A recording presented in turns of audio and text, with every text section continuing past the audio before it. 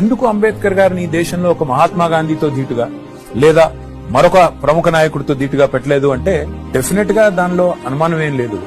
ఆనాటి నుంచి ఈనాటి వరకు ఇంత గొప్పవాడైనప్పటికీ ఈయనను ఆయన చరిత్రను గాని ఆయన గొప్పదానాన్ని గాని చెప్పేవాళ్ళు లేకపోవడమే కాకుండా తెలిసి కూడా కావాలని చిన్నగా చేసి చూపెట్టే ప్రయత్నం ఇండియాలో జరిగింది.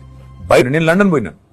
లండన్ లో అంబేద్కర్ గారు ఎక్కడైతే ఉండి చదువుకున్నారో, ఏ ఇంట్లో ఉండి చదువుకున్నారో, ఇవాళ దాన్ని మ్యూజియం గా మన ప్రభుత్వం, భారత ప్రభుత్వం మారిస్తే కూడా తీసుకుపోయి దాన్ని మన తెలంగాణలో మనం పెట్టిన 125 ఫీట్ల విగ్రహం ఏదైతే ఉందో దాని యొక్క రెప్లికాని తీసుకొని పోయి అక్కడ పెట్టొచ్చినాం. ఆ క్రమంలో ఆ ఇంట్లో మొత్తం లండన్ లో ఉండే అంబేద్కర్ రైట్స్ అందరూ వచ్చినారు.